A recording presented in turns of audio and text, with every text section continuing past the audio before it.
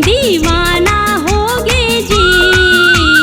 सावन में देखो भक्त मन मस्ताना होगे जी।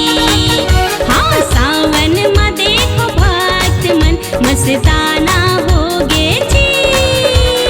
शंकर भोला भांग के दीवाना होगे जी। सावन में देखो भक्त मन मस्ताना होगे जी। हाँ सावन में देखो भक्त मन मस्ताना होगे जी।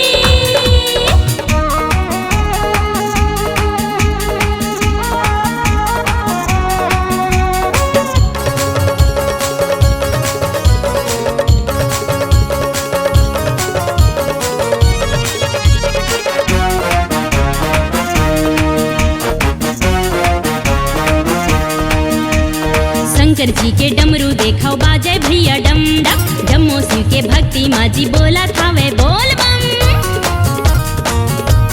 हाँ शंकर जी के डमरू देखाओ बाजे भैया डम डम। जम्मो शिव के भक्ति माजी बोला थावे बोल बम।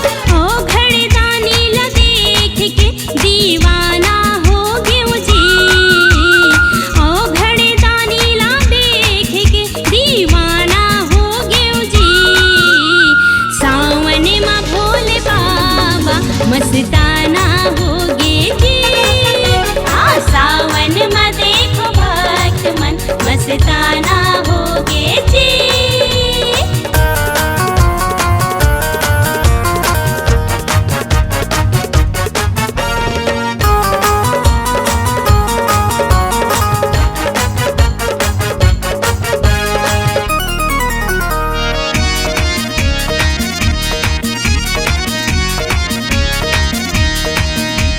शिव भोला हा मांगत हावे भांग के जी गोला।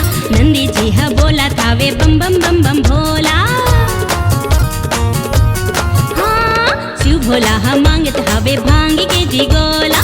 नंदी जी हा बोलत हावे बम बम बम बम भोला। शिव भक्ति में संसार हा दीवाना होगे जी। शिव भक्ति में संसार हा दीवाना होगे जी। सावन में शिव के भक्त मन मस्ताना होगे जी। हाँ सावन में देखो भक्त मन मस्ताना होगे जी।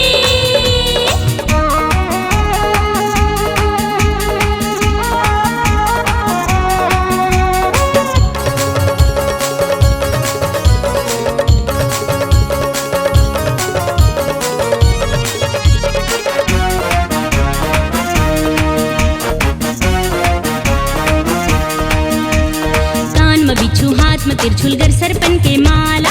अंग भभूति बधुआ छाला गरमा मुंड के माला। हाँ कान में बिच्छू हाथ में तिरछुल गर सरपन के माला। अंग भभूति बधुआ छाला गरमा मुंड के माला। नीले कंठेला देख के दीवाना हो गयो जी। नीले कंठेला देख के दीवाना हो गयो जी। शिव भक्ति माँ संसार हा दीवाना होगे जी। हाँ सावन में देखो भक्त मन मस्ताना होगे जी। शंकर भोला भांग के दीवाना होगे जी।